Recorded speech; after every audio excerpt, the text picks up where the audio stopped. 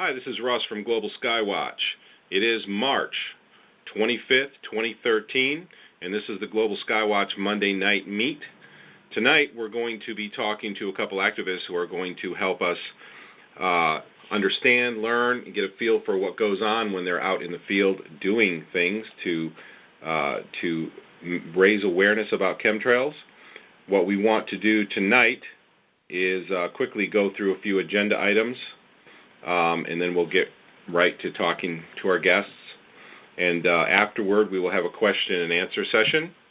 And then we'll have a free-for-all where I will open up all the microphones and everybody can just chat with each other. So, first thing I'd like to cover on the agenda is the purpose of this meeting is for us to communicate, to support each other, to coordinate our projects, to develop new projects. In the free conversation afterwards, if you have ideas or things that you want to bring to the table, let me know. If you want to participate in this call at any time, there's two ways you can do it. You can go to globalskywatch.com/live. That's globalskywatch.com/live. There's a live chat room, and it is also streamed with a live feed right above the chat on that page. You can also call in. The call-in number is 559-726-1300, and then you'll be asked to dial an access code, which is 156230. The dial-in number is 559-726-1300, and the access code is 156230. This is every Monday night at 8:30 Eastern Time. We get together.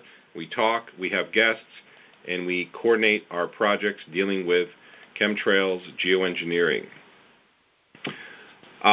We do have a Facebook group called Chemtrails Global Skywatch, so you can join us there. It's a very active and fast-growing group.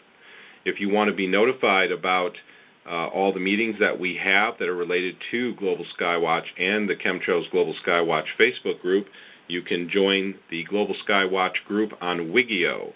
That's wigio.com, and notifications, you can set how soon before meetings you're notified, but you'll be notified there. I want to also raise attention about the Wednesday event in San Francisco. They're having a demonstration about chemtrails. We may or may not be helping out with a live stream with them. They're going to be recording the event. If somebody's interested from the San Francisco crew, if you want Global Skywatch to provide you a free web page with a live stream feed on it, anybody with a laptop and a microphone will be able to connect to that feed and provide a signal and kind of share what's going on live with anyone who wants to watch. So if anybody's interested in that yet, in doing that between now and Wednesday, contact me at admin, ADMIN, at globalskywatch.com, and we'll be happy to provide that for you for free. April 6th, 2013, we have the Anti-Geoengineering Pro-Humanity World Peace Protest going on. If you join the group at Chemtrails Global Skywatch, you'll see notifications periodically going by about that event, or go to globalskywatch.com and visit the global events calendar, and all these events are in the calendar. So if you want to keep up with what's going on, please visit the calendar. We have current events going on. We have the endgeoengineering.com, that's END, endgeoengineering.com website that has been built and is nearly complete but almost fully functional. The idea behind this website is that if you want to introduce somebody to this subject, it's a very simple, easy to navigate website. It has very basic information, and it also has the two movies, What in the World Are They Spraying and Why in the World Are They Spraying. It also has a nice short, 10-minute introduction on the home page in video format. And it provides some health information and some basic links to science information about chemtrails. It's designed to be a very quick and easy way for people to receive an introduction to this subject. So if you are introducing new people to this subject, that's an ideal website to send them to. If you want to promote that website, then we have a project. If you go to globalskywatch.com and go to the project section, we have the ngeoengineering.com project where you can put a yard sign in your yard, and soon we'll have bumper stickers that you can put on your car to help promote that website. The idea is to introduce the public to this, because really this is a numbers game. The more people you introduce to this subject, maybe I'm going to guess 5% of them, 10% of them are going to become interested. And 5% of the total people introduced will probably follow through and become active on one level or another. So if we get the word out to enough people, we can get a significant number of people helping us. And that is the most important step to solving this problem. It is the first large step, is we have to get a large number of people participating in this project. If you have any project proposals, you can propose those at the end of the meeting when we have a free conversation. And also, if you have a skill you'd like to share with us, if you do graphic arts work, if you're good at computers, if you're good at printing or burning DVDs, if you're good at proofreading or writing articles, if you're a good blogger and you want a free blog, if you have any skill that you think might be usable to help us promote or not promote, but to raise awareness about chemtrails, to help us in all of the different endeavors and all the different things that we need to do in this process, please contact me and I'll be happy to line you up. I currently do that. People who have needs for DVDs to be printed or other needs will contact me, and I will hook them up with people who have put themselves on the list that have skills, who want to provide those skills to help the cause. You can contact me again at admin, ADMIN, at globalskywatch.com. And if you ever forget that email address, just go to the globalskywatch.com website and click Contact Us. Tonight, we have two special guests who are making a difference. They are working to expose chemtrails and geoengineering to the public. I'm not fully aware of everything that they're doing. With all of our very pressing schedules, we don't always have all the details about what's going on, but that's why we have them in this meeting. We're kind of semi-informal here. We're just going to chat, talk, learn about what these activists are doing to help raise awareness about this. And I want people never to be afraid of the word activists. You know, we have this image from mainstream media that activism is a very, kind of strange thing or something that's far off the fringe. But really, when you get to know the people who are trying to raise awareness about chemtrails, there are people who care about their families and their friends, who don't want the suffering to continue, who know that the illnesses that are being caused are causing people to suffer, and they don't want to see that anymore. These are just family, friends, people who care about other people, who want to see it stop, so they're willing to go and put their skills to use. The first person I'd like to have speak with us is Kim. Kim is from Maine, and Kim is joining us via Skype.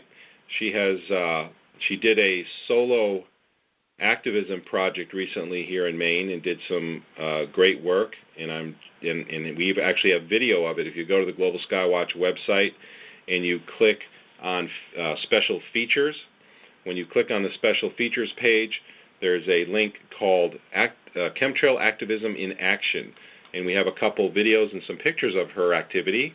If any of you have who are listening to this recording or this phone conference or to the live stream have pictures or video of you participating in activism, please send them to us, and we'll be happy to post them on the Activism Action to inspire other people to get involved.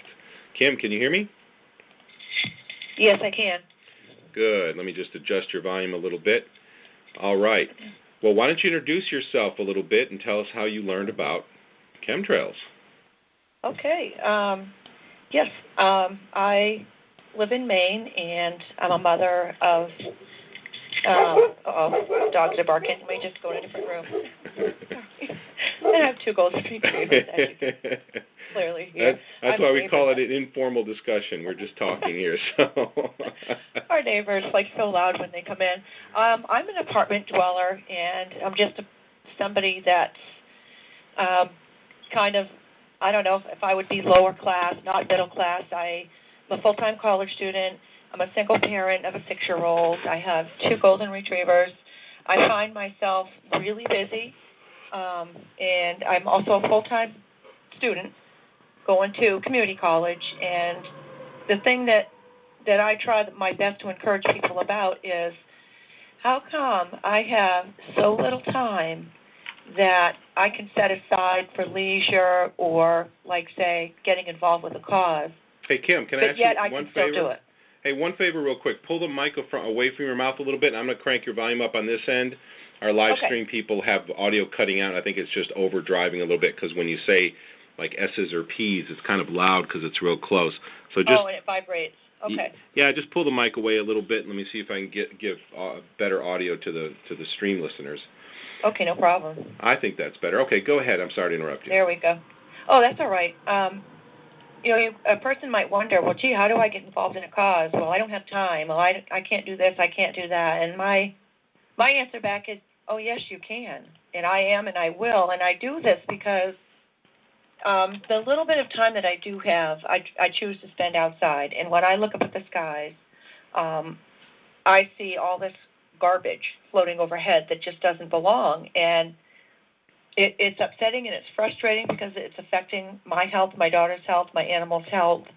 And I just really feel that the most important reason to become active is because there's a lot of people, yes, that do know about this. We talk on the computer every day. Everybody shares their photographs, and they talk about what's happening in their world and what they're seeing and what they feel and what they want. But my important thing is to get away from the computer, go out in public and talk to people that have no clue. Try to reach those people also.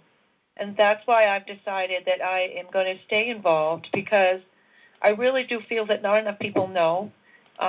It's one thing to chat on Facebook and like pictures and share pictures and get real upset, sitting on your couch or using your iPhone or whatever gadgets you have, but it's a whole nother meaning to take out a 23 by 30-inch sign and walk up and down the main road in town for a half hour. Because for me, those people are sometimes the busiest people of all. They're in their cars, they're driving, they're not looking up. I feel that a lot of the people that are aware are naturally outdoor people. I feel that most of the people that I've met and talked to are people that they either own cattle, they own horses, they own dogs, they are runners, joggers, they do sports, or they work outside. It's their business to know what the weather is. So they're always looking up, they're always listening to the weather, or they're always looking at weather maps. And those are the people that are going to notice, because they're always looking up, they're paying attention. Well, what got me thinking, Russ, was, what about the others? How in the heck am I going to reach those other people? And that's when I started, the creative juices just started flowing, and the interesting list of curious and amazing things that I've been doing in just the last few months might just cause a little bit of laughter with some of the people that don't know me very well. Well, so what did you do? Tell us about what you did, braving it out and going out there and doing stuff. What did you do? Well, one of the first things I did was I desperately wanted to order one of the Stop Geoengineering signs, and at the time, because I was dealing with vehicle issues and all this and that, there was just no extra money. But I was still passionate enough about it that it got to a point where I was getting pissed, and I said, you know what? I'm going to do something. I'm going to make use of my time. It was crappy outside, so me and my daughter set aside, using all the markers that we had. We bought markers and poster board from the dollar store, bright, fluorescent yellow, yellowish, greenish colored, and I copied what the NGO engineering sign said, and I tried to draw a little plane. I cut it out of construction paper. I drew poison little trails coming out, and I wrote the URL to globalskywatch.com. I wrote help and information at the very bottom, and an arrow saying also on Facebook. Basically, since it wasn't a yard sign and it wasn't weather versatile, it wasn't something that I could sit outside in the yard and keep out there all day. And I know that would get a lot of attention, but because I had to be kind of ingenuitive, what I decided to do was I took it with me to school. I parked my car. I took my daughter's blanket, and I stuffed it in my windshield. Stuffed that right up against the inside of my windshield, crunched up the blanket underneath it so it was pressed against the glass, and people looked at that all day long. And I said, you know what? We need something for the side. So I took some more yellow construction paper and wrote just like a list of 5 most common chemical ingredients that they're dispersing, and like 3 or 4 side effects that almost anyone could relate to. Wrote that on there, taped it to the inside window of my Chevy Blazer, and I made like 2 or 3 of those, and so I just started doing that every single day. And I would drive around, of course, with the little side ones still in the windows. You can't drive around with a sun visor on, obviously, but that's my get noticed sun visor, and I felt this is testing the water. If you want to know if you've got what it takes to get noticed, just do something kind of small that doesn't really expose you right directly with the public. If you want to do something little like that, that's one way that you could possibly get some attention on your focus. That's just the first step that I took. If anybody wants to see pictures of Kim in action here, go to globalskywatch.com and click Special Features from the menu up top, and then click Chemtrail Activism in Action. And I've got 3 pictures of her sign, and her blazer. There's a link I just posted in the chat. Just at the top of the chat box, you'll see the link to that Activism in Action page. Yep, I saw that. Very good. And you think of everything. You even got your license plate covered up, don't you, there? Yeah, I thought I'd better do that. Oh, God. Well, that's the first step, and I did this for weeks, and then I started thinking, well, I want to have a protest or a demonstration. I couldn't really get anyone else involved, and that's when this Awareness Day came up, and I ended up creating 3 phases of the Awareness Day. Okay. So what do you mean by 3 phases? Well, the first phase is what I did was I took all the signs that I had, and I would have, if I had people holding them, that would have been optimal, but I didn't. It was just myself at this location, although I'm sure there was others in the state in different areas. But for myself, I was the only one. I decided to go to the county courthouse, which was basically one of our main municipal buildings in the area. It's in a major crossroads section in and out of our town. I knew there'd be a ton of traffic. And I took my great big huge sign and I clipped it with coat hangers and clothespins to the top of a baby stroller. And then I clipped my smaller signs to the sides of the baby stroller, and I spent a good half an hour walking back and forth. Some of the time I would walk down to the end. I would hold my sign up for about 4 minutes while the light was red, holding it towards all the people stopped at the red light. As soon as the light changed, I turned my body, faced the other direction for a little while, and let all of them look at me. Did I feel a little silly? Yeah, I kind of did, but then I looked up, and then I remembered once again, I know why I'm here, and I know why I'm doing this, because this has to stop. Mm-hmm. It's just beyond belief how bad it's getting for a lot of people, and I felt like I wasn't really alone because I knew I had people cheering me on, and I knew there would be some people that would maybe take a look back at the recording that I made and say, you know what, if one person can do it, so can 2, and that number will grow. Mm-hmm. My second phase is, depending on the next awareness event that we're going to have, the second phase would be if you didn't get enough of a response or enough notice for the first phase, was a public sign walkthrough, which would be you would take at least one of your signs, walk through a very busy or public place. It could be a mall, it could be a major store, or it could be in front of a business somewhere, and just spend maybe 10 minutes. And phase 3, which would be what I ended my event with, was have all of my flyers printed up and ready and just go disperse them all. my case, the business I chose was Walmart because it was extremely busy time of day, and I dispersed them in all of the waiting benches at the pharmacy, the small health clinic, and in the whole entire front row of all of the grocery carts. I even put them in some of the displays just to get them out. So you can choose to stop at phase one if you feel that you've had a good turnout and you feel like you've got noticed enough. But it's up to the person what they choose to do. It depends on how many people are with you and what you have for a response.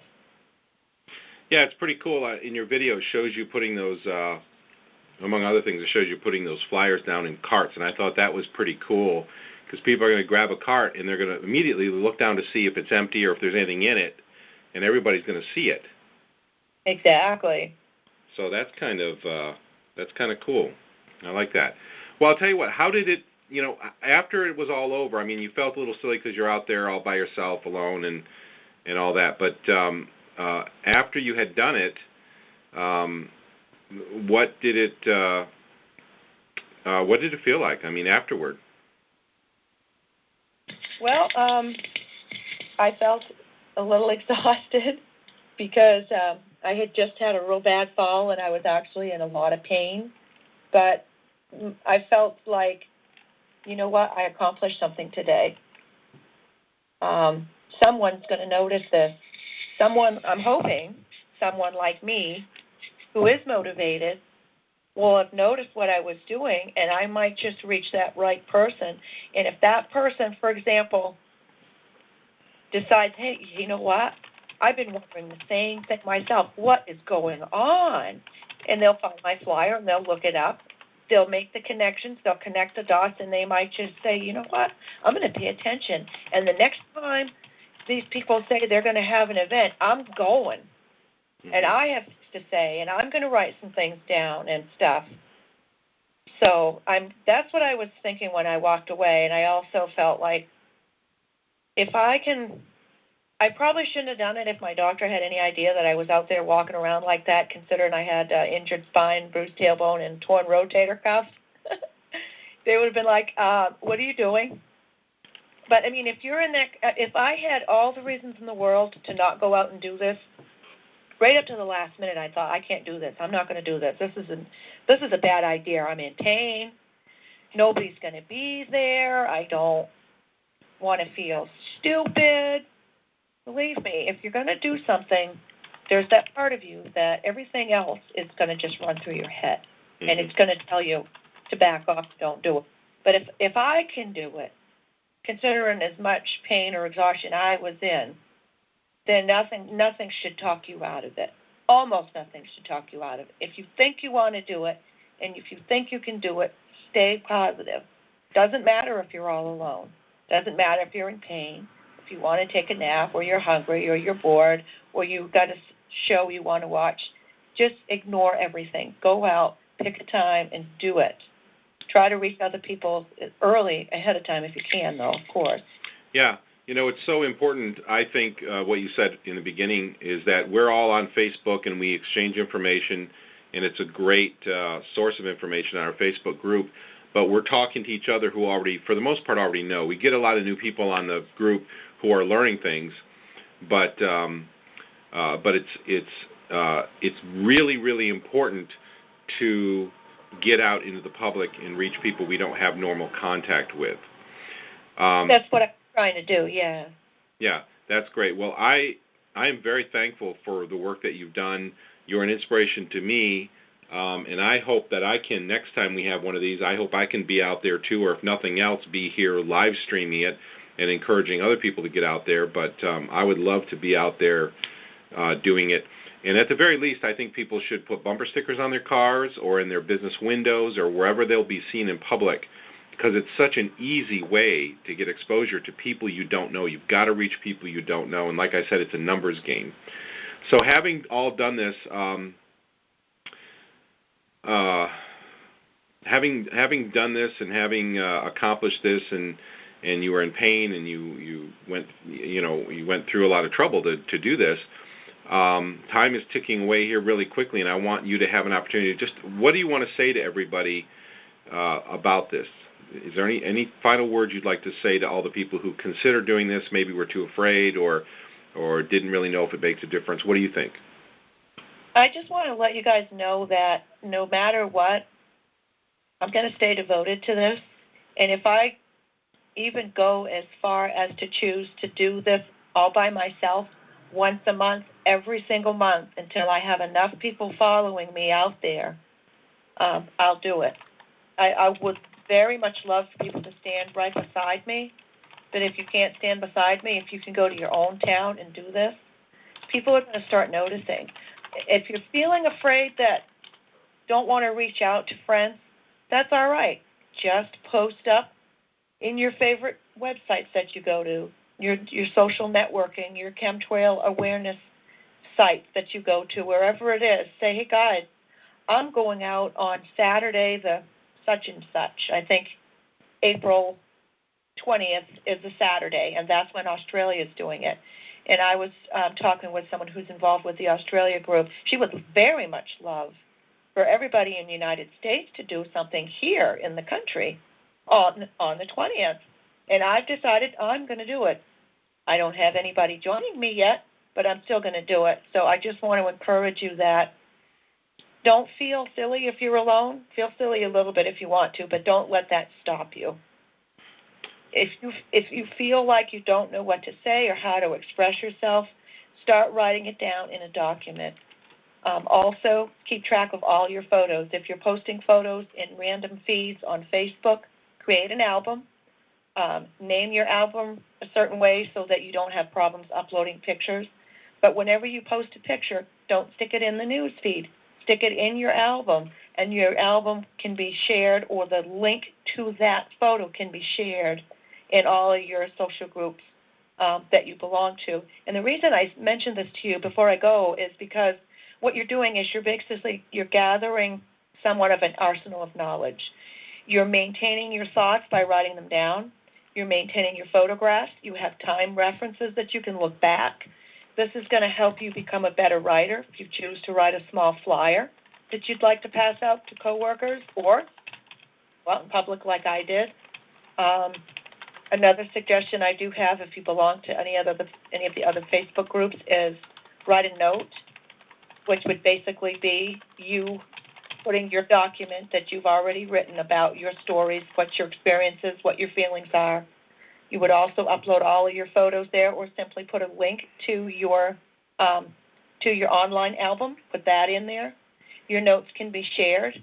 The reason why I do suggest creating a note for your Facebook is because any group that you belong to, you can simply take the URL from your notes about chemtrails, and you can pop it in anywhere. So anyone basically who's on Facebook could review it. It would be less random, because if you keep putting stuff in just the news feeds of Facebook, they tend to get lost. People that had a question about something you may have said, or someone that wanted to see a picture that you saw, searching through all of your notifications and searching through all the newsfeed comments is time-consuming.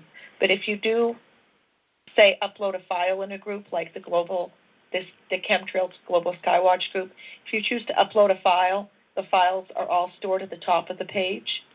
Or in your personal page, you could simply just do a note, which should be identical, that you could share with your friends and family members. But just keep in mind, hang on to your resources, because this is knowledge that you have. This is your experience, and what you have to say is important. And people are listening. They really are. That's how I would encourage you to try to just press forward. Excellent. And I've learned that a lot of times people kind of shrug away, don't look, they're embarrassed to get involved or whatever. But I always tell people, do not underestimate the influence that you're having. When people pretend they're not listening, 90% of them really are. They're just embarrassed, or they have some kind of emotional reaction. Don't worry about it. Just keep getting the word out. Don't you agree? I think so. I think if you just don't give up, don't get discouraged. It doesn't matter if there's just one of you, if it's two of you. If you feel, you can be creative. If you decide, hey, I'm going out there with a big sign at noontime on such and such a day, wear a silly hat, whatever you want to do. Find ways to get creative. Stay in touch with your resources. whatever documents that you're keeping, your feelings and thoughts. One of the other suggestions I would say is what I do is whenever I see a story that just pulls me in, even if I don't have time, don't skip past it. But what you can do is just simply copy the link to the website, paste it in your document, look through it later. Because you're going to keep on gathering information, and you're going to store it in your documents that you keep on your computer. All of this could be used towards flyers. It could be used to share with other people, resources. It's just one way to really organize your thoughts so that when you do go out in public and make this choice, I'm going to go get noticed publicly, you'll have things in the back of your head as far as these are the pictures I looked at earlier today. Here's some of the websites that are important. Because if someone wants to ask you a question or whatever, they can do that. Or you could simply hand them a piece of paper that's got everything written down on it. Mm-hmm. That's what I would suggest. Awesome. Thank you, Kim, for your information. I appreciate what you do. I can't tell you how much I appreciate people, you and people like you who are willing to go out and do this. Can you hang around for a little bit, and after Michelle talks, maybe both of you can hang around and answer a few questions from people? Is that cool? Yeah, I could do that, no problem. That would be great. I'm going to go ahead. What? Go ahead. Thank you for having me. I appreciate it. Oh, no, I'm glad. Time just flies when we're chatting, and I wish we had more time, but... I can hang out. I've got a few things to do while I'm listening to you guys. Okay, perfect. Thank you so much, and we'll have question and answer when Michelle's done, so I'll just leave you on Skype here, and I'll unmute you from Skype once we get to question and answer. So thanks so much. Talk to you in a bit. Bye-bye. Okay, great. All right, Kim. That was Kim. She went out in front of the courthouse and just did what we all could do, or most of us could probably do if we get our nerve up. I want to introduce Michelle's also with us. Michelle's doing great things as well. She is. I don't even want to try to tackle it. I would just love Michelle to go ahead and introduce yourself and tell us what you're doing, because I know you're up to some great things too. Well, first of all, is the audio okay? Because you're coming in all garbled, Russ. Is the garbled sound coming through the conference, or is it sounding garbled on the stream? Through the telephone. Oh, okay. I'm sorry to hear that. How about right now? Does it sound any better right now? Yeah, it's a little better. Okay. All right. Okay. Well, let's hope that's a lot better. Okay, good. Okay, so I'll begin. Did that whole part of the interview sound a little garbled, or was it... No, it was just after Kim was off. Oh, okay. All right. Okay. All right. Well, Michelle, tell us who you are and what you're up to, please. Well, I'm Michelle. I'm from Kansas, and I am a stay-at-home mom of 3 girls from 7.5 down to 2.5. And my husband and I have a farming and ranching operation. And so my husband is the one that kind of first pointed chemtrails out to me, and it's been several years ago. He would notice and he would say something, and at the time I just kind of was probably like everyone else, yeah, whatever, I didn't really pay that much attention or think that much about it. Well, we had gone through a 7-year drought here, and when you're farming, that's pretty critical. And it had kind of eased up, and then it started again. And that's when I really started paying attention, because it seemed like any time there was rain in the forecast, it would bypass us. It would be coming our way, and it would just be gone, even though they were forecasting it. They were saying we were going to get rain positively, and then we wouldn't. And I was starting to notice that they were spraying right before that would happen. So I was starting to get mad and saying, I think you are right. What is going on? And for some reason, on September 11th, it was just coincidentally on that day, but that's the day that I just decided I was going to devote a little bit of time each and every day to researching this. And I think it must have been right before that I watched the video, What in the World Are They Spraying? And that was kind of like the turning point for me. I was like, I'm going to find out what's going on here and why this is happening. And at the time, I thought it was just an isolated little area. I thought maybe they were testing us here in our little town, just an experiment to test the weather here. I didn't know anything, about it.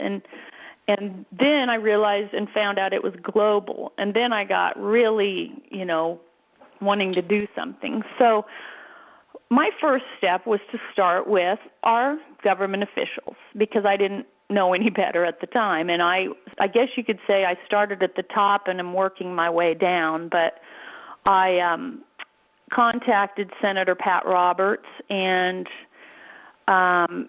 he was very, prompt in getting me a response back within days. But it was it was kind of basically saying that it was a result of cloud seeding, and that's what it was that caused chemtrails, and I should contact our local groundwater management.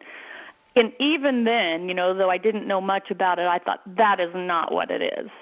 But I happened to know personally one of the people that works for him, so I started contacting this other man named Harold, and Harold said, well, did you know, he's 83 years old, but I used to work for him years ago, and now he works for Senator Roberts. So I told him about it and said, have you ever heard of it? And he said, no, I haven't, but let me do a little research. So he checked it, and he said, well, from what I can tell, everything looks pretty normal. And he, I said, well, I'll keep sending you stuff that I find noteworthy. So off and on I would send him stuff, and I finally sent him a picture of a chemtrail that completely was heading in one direction and just turned and went 90 degrees to another direction. And that's when I think I convinced him that it was not just normal jet traffic. I also tried to contact the former Kansas governor, Mike Hayden, because he actually is a personal friend, and he too was somewhat skeptical, and I think to this day still is a little bit. But I continue to send him and Senator Roberts' assistant information that I think is valuable. I contacted Jerry Moran, another senator from Kansas, and then Tim Huelskamp is a representative from Kansas and Washington, and he does visits. He calls them town hall meetings, and he came to Atwood, which is where we live, and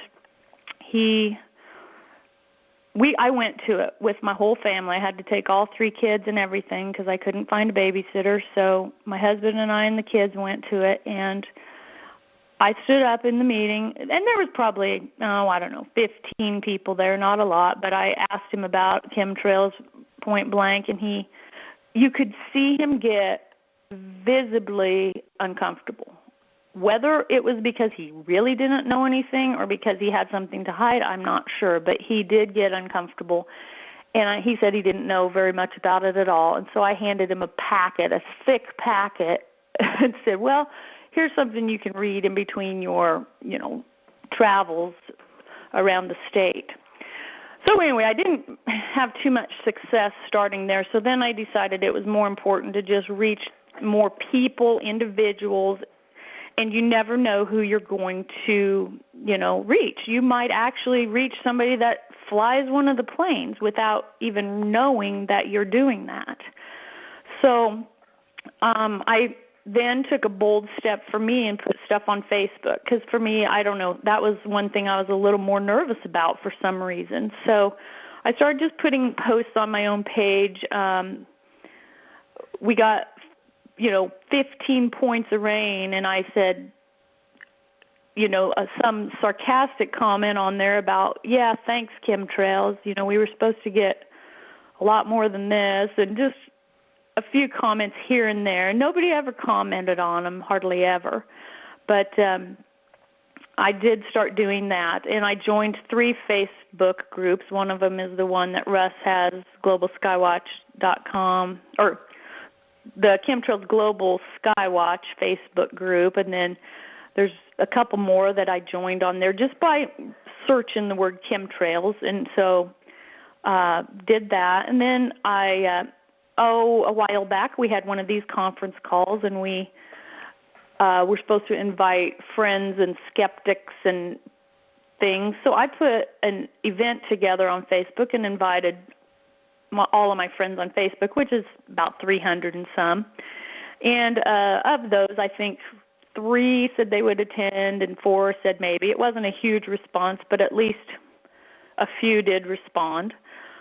Some of the bigger things that I've done, I guess, was when I decided I was going to hold a chemtrails informational meeting. And I actually called it that because I thought it was important to just call it point blank what it was, not try to say geoengineering or anything. So I called it Chemtrails Informational Meeting number 1. And it was back in January. And I advertised it through the local newspaper, just in a couple ads. And I did 2 other area newspapers within about a 60-mile radius. I just put it in the classifieds. There's a radio show that has an open line call every day from 9 to 10 in the morning. I went on there and, announced when it was going to be. And at the first meeting, I actually sent out letters to about 30 individuals that I just really wanted to attend. I sent it to some farmers, some just other people that, and what I stated in there was, the public is invited. However, I have written this letter to you and other individuals whose support I value. So I sent those out, and of those, I think maybe 4 of them ended up coming. But it did at least get it out there in front of people in the town. 21 people came to the first meeting, which I was pleased. It happened to be the same night that K-State was playing in the Fiesta Bowl. So for 21 people to come, I thought that was actually pretty good because K-State's pretty well-loved around here. So then I had another one about a month later. Oh, I guess I should say how I had the meeting. I rented our local theater. You can rent it for $75. So, if you're on a tight budget, that might not be an option for you. But it was, $75 is not that much to rent a theater. And so I rented that and played the movie What in the World Are They Spraying?, the very first one by Michael Murphy. And then after the movie was over, we had I did a short PowerPoint presentation that I had put together and was able to play it there on the big screen at the movie theater. And then we had a short question and answer session. And I felt really good about that, so I had another one in February, called it Chemtrails Informational Meeting number 2. And this time I did not send individual letters. I did the same advertising basically, and I put a letter to the editor in our local paper right before the meeting. And I think it was Mark on this call that had suggested doing that, and I thought it was a brilliant idea, so I sent the letter, or actually walked it into the local newspaper and asked if they would put it in, and they did, and it also happened to be the conservation issue of the paper that they do once a year, so I thought that was awesome that it just happened to fall in that particular time frame. And that paper goes out all over the country to people that, maybe grew up here and moved away and they still get the paper and that kind of thing. So I think that got really good exposure. And even around town, people asked me about it a lot, and it did generate interest. And even now, though it's been about a month and a half or almost 2 months ago, I still quite a bit get people mentioning stuff to me when I'm out and about, and it was because of that letter, I think. So I'm hoping that I can get the paper to actually do an article, maybe, about chemtrails, and that would be another step. Well, good. It's not, boy, have you been busy. Well, back. Oh, go ahead. Oh, go on. I was going to say, back when I sort of decided, I was going to commit a little bit of time each and every day, that's what I said to myself. I can commit a little time each and every day to this topic, whether it be researching it, and I do quite a bit of that just when I have time on the internet, or just spreading the word to other people. And so that's what I've done. And I also started a chemtrails journal. It's just a handwritten one, but I do write down a lot of the things that I've done, or jot down websites or things, names of people, that kind of thing. That's been really helpful to go back, like Kim said. After those 2 meetings that I had, the second one had 25 people there, and 14 of those were new. A few were people that had been there before, but I felt like that was pretty good because I had reached about 35 people through the meetings that came. I'm sure there were other people that might have just said, I'm not going to go, but I'll look it up on the internet and that kind of thing.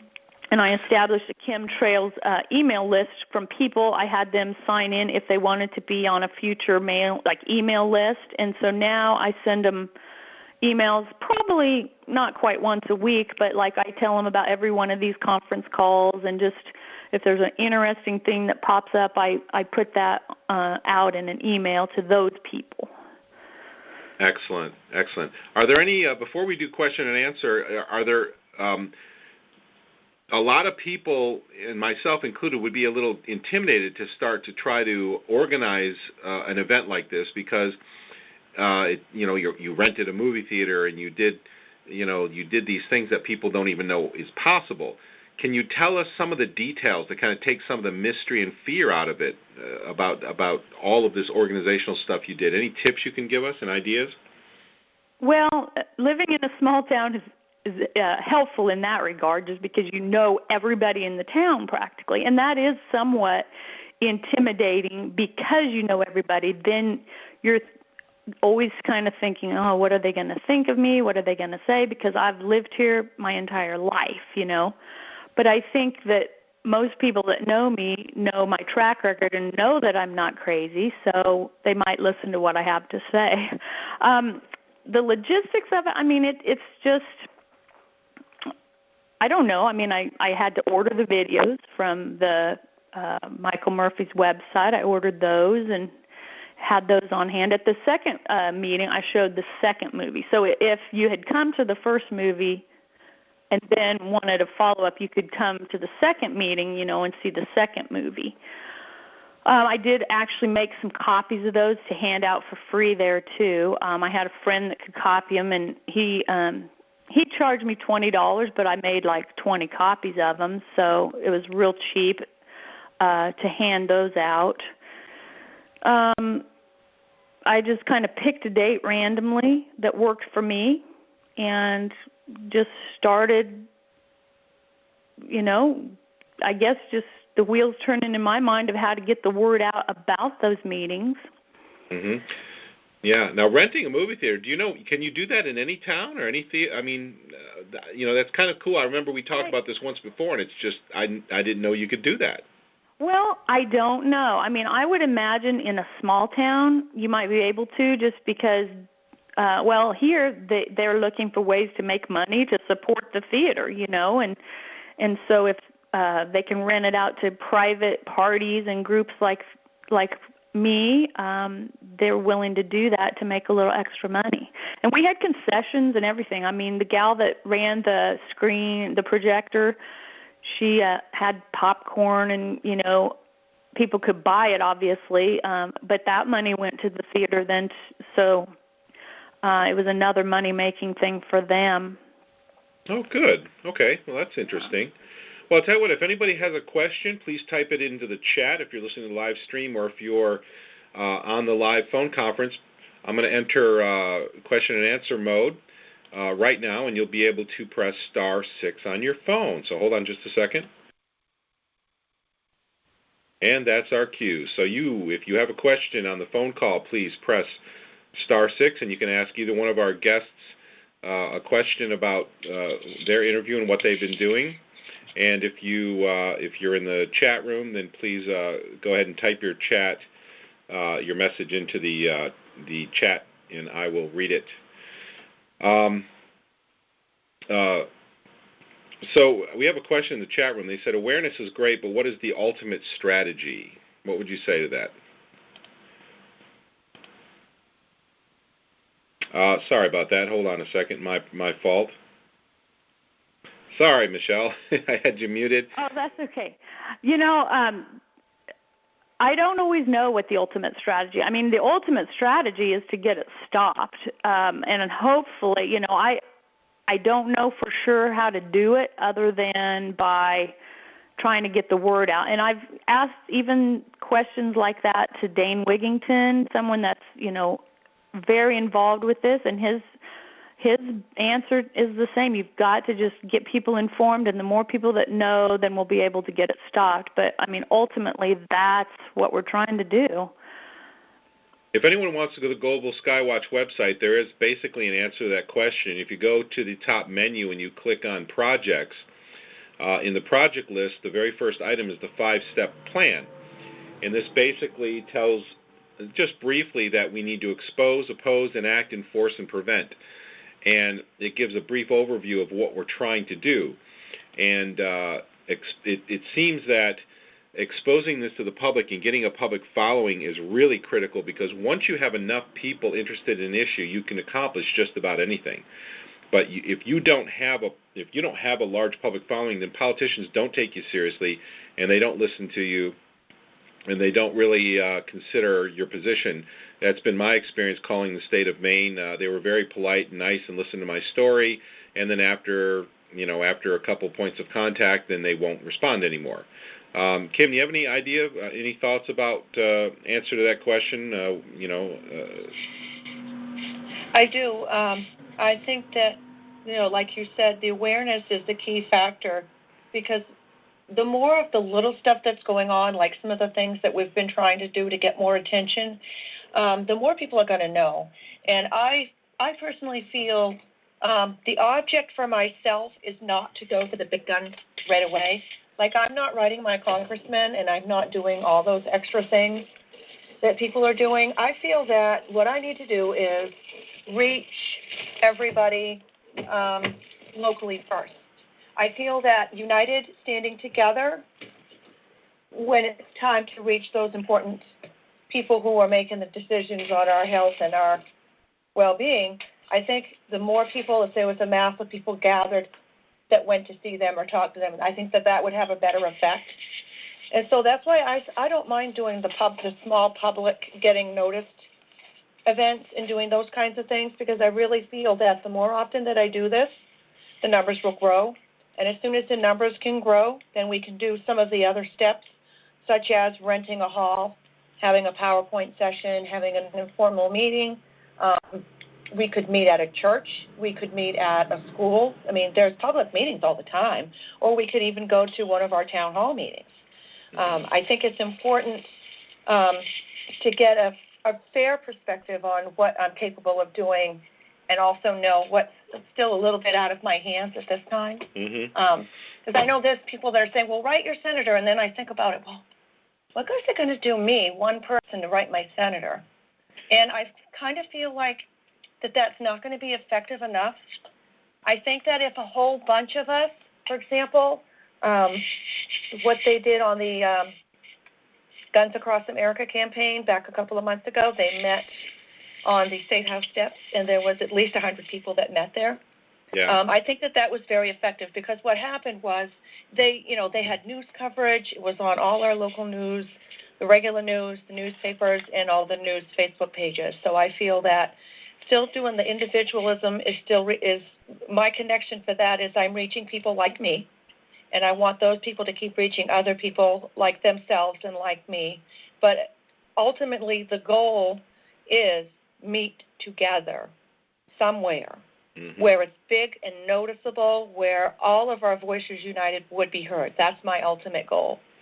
Yeah, my favorite part of this whole thing, which is the reason I have this meeting, is getting new people involved, and that's what the Global Skywatch website is really gearing towards doing with the creation of the ngeoengineering.com website, is getting new people into this, because once we have numbers, then government officials will listen to us.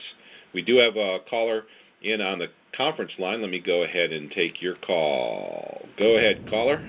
Hello, Russ. It's Mark. Hi, Mark. Hi, Michelle. Kim, thank you for the great Hi. talk tonight. A question had come in about the ultimate strategy of what we're doing, and I see that as a multifaceted answer.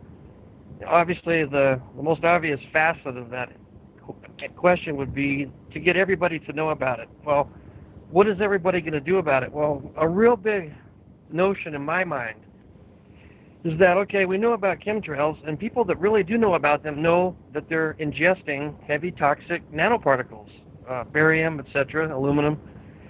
And that begs the question, well, what should I do about it? Tell everybody about it. But I think more importantly, and well, as important, is that you turn the information inward and ask yourself, what can I do to protect myself from this? Am I getting sick? Do I feel not right? Are my ears ringing a little more? Are people telling me they're getting sick? Almost without exception, every one of these phone conferences that we have, somebody mentions something about illness. In fact, it came up real dramatically tonight before the conversation even started being recorded that an entire town's getting sick.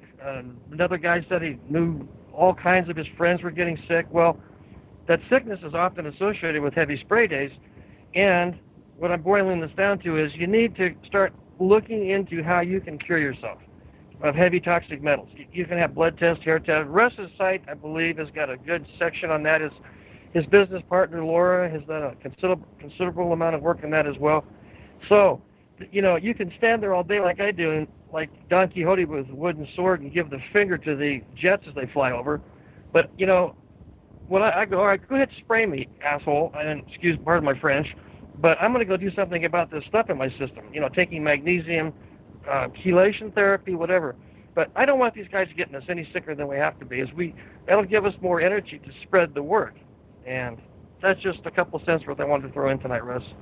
Well, that'll help. Yeah, I think one of the biggest ways to motivate people is when they start to learn that it personally affects them. Unfortunately, a lot of the public is selfish.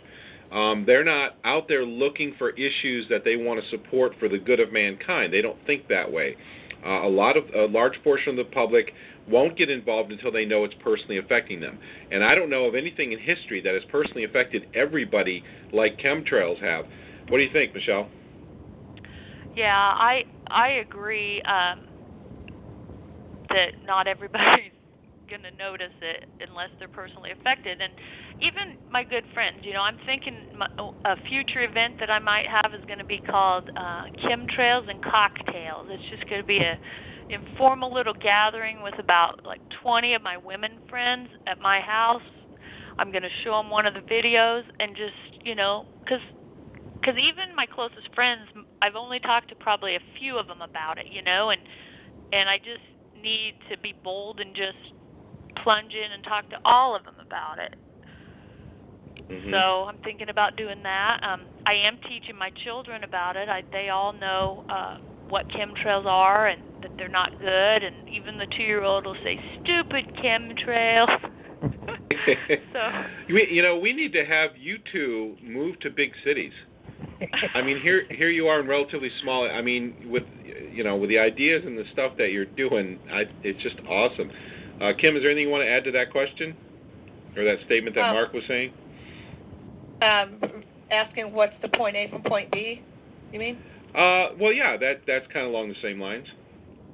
As far as what's the ultimate goal? Well, for me, what I ended up doing was, like I was saying, I keep track of all my thoughts. When I get inspired by something or say something really, really pisses me off, I can get frustrated and I can vent just like anybody else. But the thing is, I want to try to use that resourcefully. So what I do is I say it, but I type it on my journal or my chemtrail documents and stuff. And what I ended up doing was going through some of the things that I've been feeling. Why am I doing this? What's going on? What can I do about it? Why isn't everybody paying attention? What is wrong with people? Why won't they this? Why won't they that? And I know someone that, gets really upset, and it's like, these people are all dumbasses, and pardon the term, but, you got to think about the fact that maybe we were there once too. I mean, I didn't always notice this issue. I mean, I didn't just get born and I'm like, oh, look, you know what I mean? Yeah. And so you need to be patient with people that you're trying to make aware. Consider the fact that they don't understand. You can make them understand, but there's got to be some ways that you can try to maintain your thoughts, maintain your composure, and think about what you want to say when you want to communicate to people. And I feel it's helpful if you're doing this by putting it in writing. And what I ended up doing was I put down my feelings about, on my Awareness Day event, why I'm doing this, and it's basically to reach those people that are already aware and motivate them, but it's also to reach everyone else that has no clue and try to get them awakened up, because it affects my family, it affects my livelihood, it affects my health. And I'm just thinking, you know, what kind of world, we've got to ask, what kind of world are we leaving behind for our children? And that's why in that short little video that I made, I asked those couple questions. What are you going to say when somebody asks you that? Yeah. What did you do to stop this? What kind of world are you going to leave for your child? You can be at the end of your days and looking at entering the pearly gates or pushing up daisies, kicking the bucket, whatever you want to call it. But there's still people going to be here, and they're going to be descendants of you or people that you care about. So I feel that all of these things will hopefully keep me motivated and to keep on trying. And the goal, like I said, for myself was just to reach on a small level, keep on doing these little mini demonstrations until I can get enough people to do, like I totally love Michelle's idea about renting a hall or a theater or anything like that, which is my goal. Hall, theater, church, school, there's all kinds of places that, especially public places, that'll let anybody pretty much gather and discuss any civil issue or health issue, and that's the goal, because what you do is you do start small, you graduate. Like I said, I started out by putting a hand-drawn sign in my windshield, and then I went to the demonstration, and I escalated to the public walkthrough with the signs, dispersing the flyers. But what that's doing is it's getting people to pay attention so that when you do call a meeting to order, find some way to get the information out. And I think Michelle has some wonderful ideas and ways that she's been able to connect with people in her area to go ahead and try and do that, because what's going to happen is you might gather 15 people, 20 people, 100 people, but I guarantee you if you had 100 people standing on the courthouse steps or your state house, someone's going to call the newspaper, someone's going to call the news crew, and you will get noticed. And that right there is connecting. Right. State, you know. Yeah, very well said. And a couple of tips I might give to people is letting people first educate people as to how this is personally affecting them, because we've got to get people motivated. It is affecting them. Like I said, we've been sprayed the last 3 days, very, very heavy. And the 2 of the 4 people that have been in my house in the last 48 hours have the same type of symptoms, has sinus, cold type symptoms that just came on. Is that a coincidence? No. I know when people are going to start getting sick, and I know that it's not natural because I know the smell and taste in the air. Being one of the sensitive ones that can smell and taste chemtrails, I know when people are going to start getting sick because I know when the air's like. The other tip that I would offer to myself is that if you want to lend more credibility, don't say I think this and I think that. When you're talking to people about this, say, did you know that there was a study that said this? And talk about what other people are saying who have credibility, so that people don't look at it as your opinion necessarily, but kind of say, oh, did you hear about this? Did you hear about that? And when you put it that way, people are more interested because they want to hear, well, what is it you're talking about? What is it I'm missing? You know? So I think approaching it, the way you approach people makes all the difference in the world, and those are 2 quick little tips that help. If you have a question for either one of our wonderful guests here tonight, please, if you're in the conference call, press *6 and you'll be entered into the queue. If you would like to type a question into the chat room, then go ahead and type that in, and I'll present that question to our guests. We do have another caller. Thanks, Mark, for your call. Okay, Russ. And we do have another caller, so let me bring you on. Hello, caller. What's your question? Oh, hi. My name's Kathy, and I live in Orlando, Florida, and I have clear skies today because we had a storm yesterday, and seemed to clear things out. I want to ask Michelle. She is the one that is from Kansas, and she has a farm. Yes. Yes. Has that influenced any of your decision on what seeds you're planting and what crops you're trying to produce because well, of geoengineering? A lot of what of our crops have not done good the past year or two, but it's because it's so dry. I can't necessarily say it's because there's aluminum raining down on them or something, but I do think the chemtrails are causing the drought here. So it's kind of I'm not sure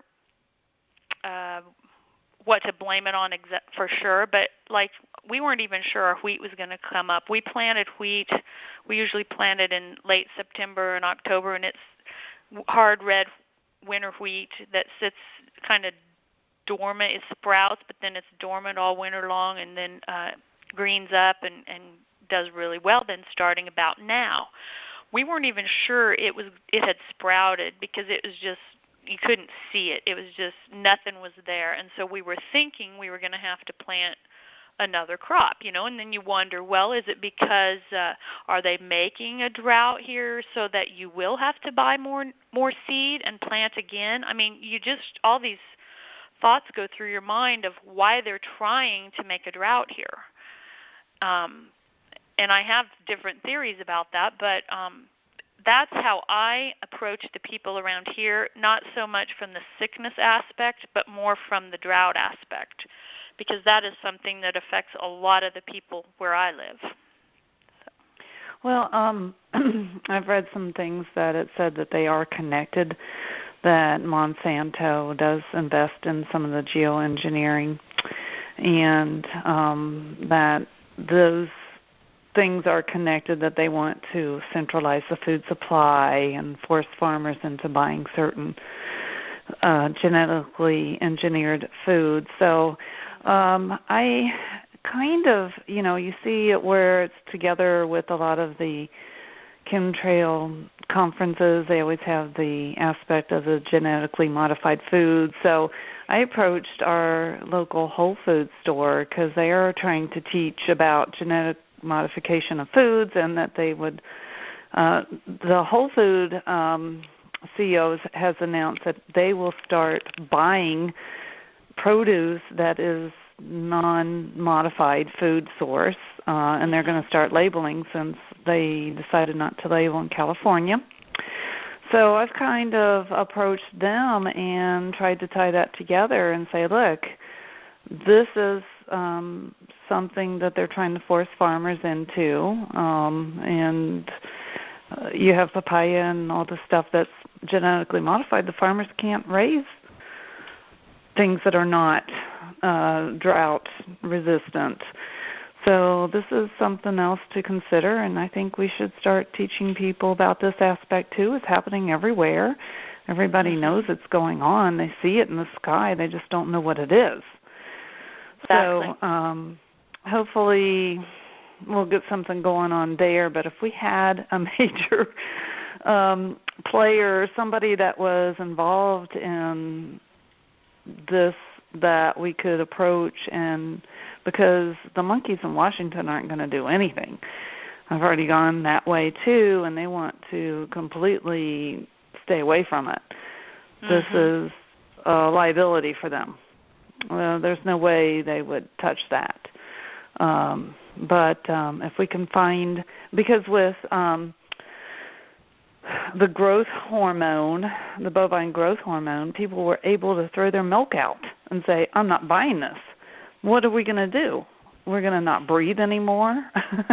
So I think if we can maybe somehow get the farmers to say they're not going to buy this genetically modified seed because you're being forced into it because weather control, then, I mean, that's the only way we have as a consumer to try to protest this and well, they're trying boycott to, it. They're trying to insist that you buy only certified seed wheat and things like that, and you're not supposed to keep back your own seed and plant it again. and they're getting more strict about that, and it's just another form of controlling what they're selling and what you're buying. So do you find that the farmers are forced into drought-resistant wheat? Is that what they're buying now? Well, I don't know too much about what they're buying right now, but probably. And, they're coming up with aluminum-resistant crops and things like that. Mm-hmm. And I don't know. I mean, eventually it may be all you can buy unless people start really putting their foot down about it. Yeah. Well, yeah, that kind of makes sense. That when you look at this, it really looks to me like they're cornering the market. Right. Yeah. Yeah. What do you think, caller? Any other thoughts? Farmers. So. Yeah. What'd you say? I'm sorry. If they can force this drought sort of weather, the farmers don't have any other choice but to buy the seed. This is their livelihood. So they're going to try these seeds, these programs that they have. I'm not a farmer, but I know that this is in America we're just getting so much genetically modified foods, and I think that they're tied together. I think if we could get a consumer effort together to kind of resist both of it together and tie them in together, that maybe people would notice on that basis, just because people are not really noticing the changes of their illness. And I mean, look, everybody's diabetic and I have lots of chronic problems. That doesn't seem to really affect people's attitudes. Not a lot of people. I mean, we have to somehow waken everybody up to know what's going on. They just seem to be... I don't think people believe that they're becoming sick from the chemtrails. I don't think they're quite to that point yet, but they might believe more about from a farmer's perspective. I don't know. Yeah. It certainly seems that everything that the large corporations do is all about control. And imagine what you could do if you could control the seed supply. Mhm. Right? Right. Yeah. All right, caller, is there anything else you'd like to ask? No, everybody should hang in there and just try to keep going at any angle they can get. And everybody just, keep to your guns and to what you believe and keep talking. And eventually I think people are noticing. I just hope we notice and bring it to light and let people know before it's too late. Because I'm getting scared. Yeah, there's very big things going on in the world today. We're living in a time like no other. The technology that is available is being utilized not for good by these people, and it can be very scary, don't you think? Yeah. Yeah. So, all right. Well, thank you so much for calling, and I really do appreciate your idea about tying the GMO issue together with this. And I agree with what Michelle said, is that it doesn't seem to compute with a lot of people, that people just don't think, a lot of people just don't think twice about why they're sick, which is kind of why I said earlier, if we could make people associate those two and understand, you don't just get sick. We're kind of taught that, when it's cold out, you get sick. Well, what I've noticed these days for a long time now is that they sprayed the swamp water type chemtrail that makes everybody sick before cold fronts come through. That's one of the things. But we've been taught that cold makes people sick, and people have to relearn their associations of what causes what. But anyway, the time has really flown. We've had almost an hour and a half go by already in our conversation. A lot of great ideas about what we can do. I would like to pose one final question to both of our guests tonight. There are a lot of people on the fence about going out and holding a sign up on the street or in front of the courthouse or renting a movie theater or having an event. A lot of people are on the fence. They've never done it before. Let me start with you, Kim. What would you say to people who are on the fence thinking about getting involved in doing this? What would you tell them? Sorry, Kim, my bad here. I'm having an audio problem. Let me see if I can get you on. Kim, you there? Yeah. There we go. What would you say to people who are on the fence and thinking about this? They're a little intimidated. They've never done activism stuff before. Can it be fun, or is it just crazy horrible? I mean, what would you say to people like that? I'm going to be honest with you. I totally have a blast. I really do. I mean, I do headbang people sometimes because, like, sometimes you'll get someone that'll just say, "Oh, I just thought those were jets," or "Oh, yeah, well, everybody's sick in, the summertime," and so that's the way. I mean, everyone's sick in the wintertime. Sorry, is what I meant to say. And I just kind of keep my arsenal prepared. I've got my pictures. I know what I've seen. I know what I hear. I know what I feel. I've got my little flyer written up. I've got all my pictures that I could share with people. And I really want to just tell you guys, it doesn't have to be monotonous. You don't need to have a lot of people. Make it fun. Get your little 8.5 by 11 signs and take them to the sides of your vehicle. Keep them below your window so you don't get stopped and get a traffic ticket.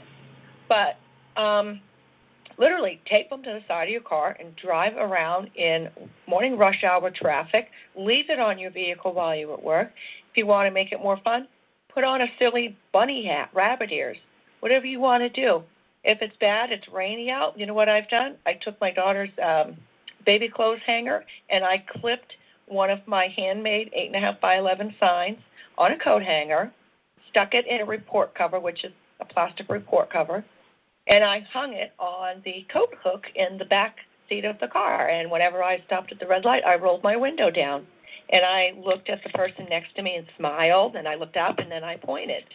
And, I get a lot of laughs from people. You can definitely make it fun. Do whatever you have to do. You come across me as someone who doesn't really worry if people laugh at you too much, do you? No, not anymore. Only because, I'm so tired of getting sick. Me and my daughter, we get sick every time it's gonna have either rain or snow.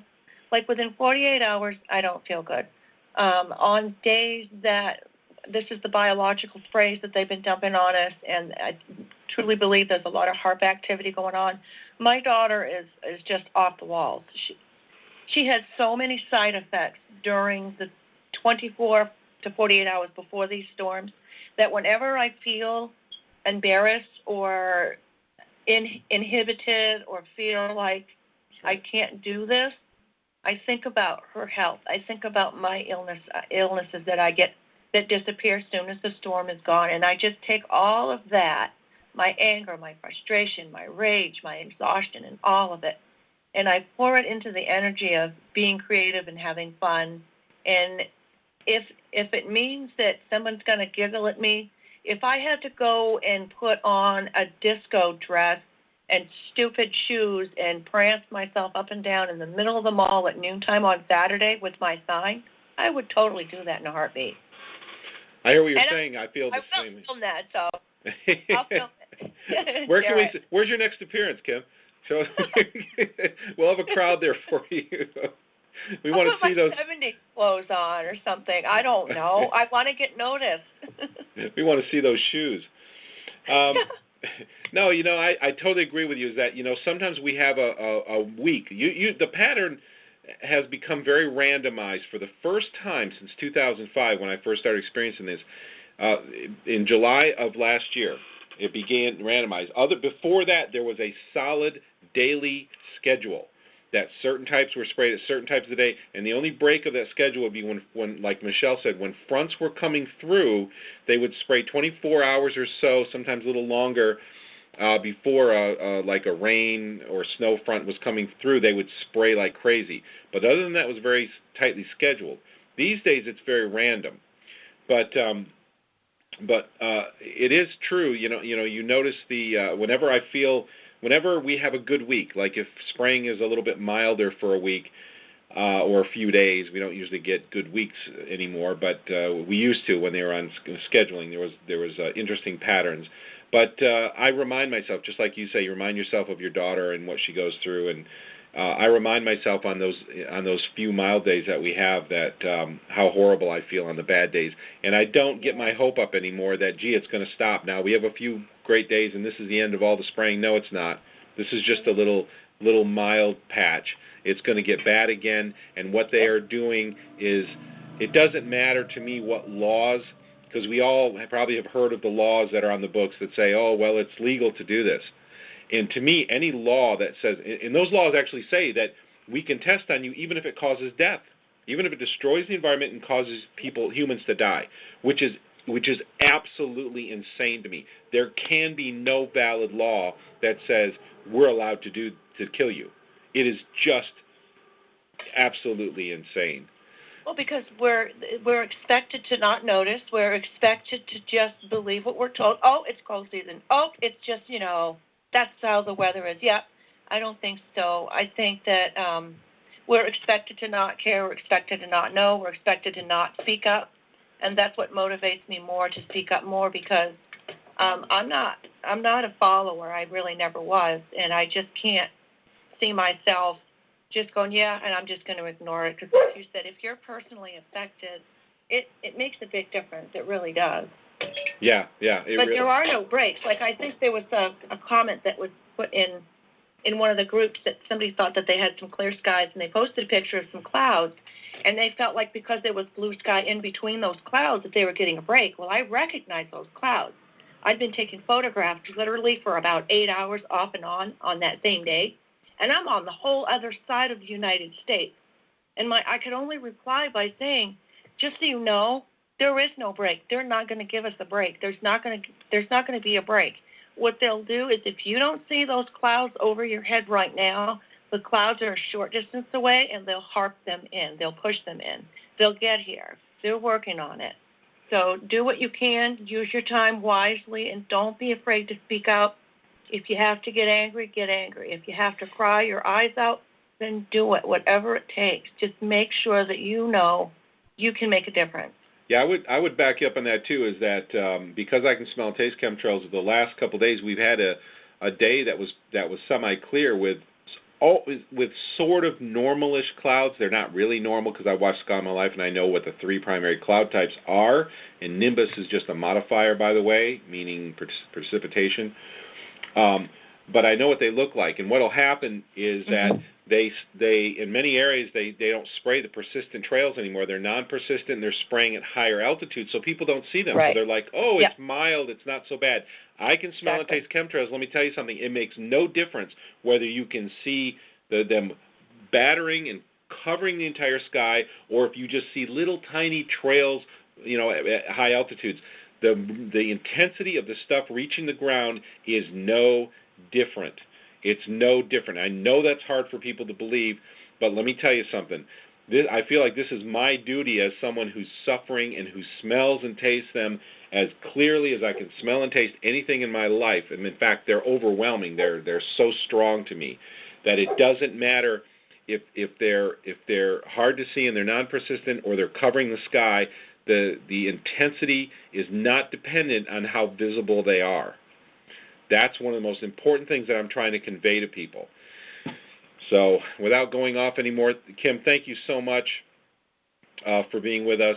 Thank you for what you've done. I know you're kind of in my general area roughly, so we should probably work together and do some of these, do some things and wake these people up in our areas. But thank you so much for spending time and being with us today. Absolutely. No problem. I'm glad that I was able to come and visit with you guys tonight. Thank you for inviting me. Oh, absolutely. Anytime. Thank you.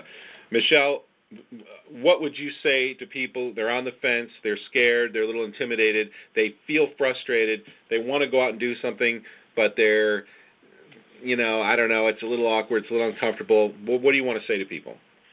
Well, I've enjoyed watching some of Kim's posts on Facebook, and I think it was the day that she put the sign in her car and drove around or parked it at the school, and she said, "Who knew awareness could be so much fun?"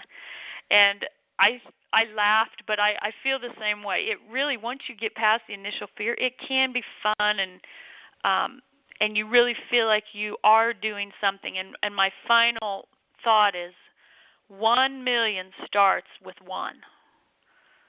So, you know, you can reach 1 million people, but it's 1 million starts with one. Absolutely. Very well said. And the thing is that most major changes that have ever taken place politically in the world started with one person. So don't underestimate the effect you have, and if somebody's not paying attention to you, yes, they are. The harder they pretend they're not paying attention to you, it just means you're probably getting under their skin more than the others. So don't ever give up. All right, this is it. Thank you. I'm going to go ahead and just thank you both for all that you've done. And if you ever want to videotape, take pictures and send them to Global Skywatch, I'm going to be putting a collection of pictures on the Activism in Action page to encourage and embolden more and more people to become involved and do these things. I have no doubt that Michelle would be, if anybody has questions about organizing these things, that either Michelle or Kim would make themselves available to answer your questions. So just direct any questions or any concerns or thoughts you have to me if you want to ask them, and I'll try to, link everybody up and make this all work. If you want to join our conference in the future, globalskywatch.com/live every Monday night at 5:30 Eastern Time. 8:30 Eastern Time, 5:30 Pacific Time, and 12:30 a.m. if you're in London.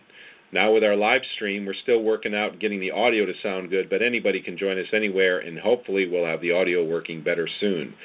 Thank you. Next week we'll have another meeting. Good night, everyone, and we'll see you next time. If you're on the conference call, stick around, and we'll chat a little while. Thanks, and good night.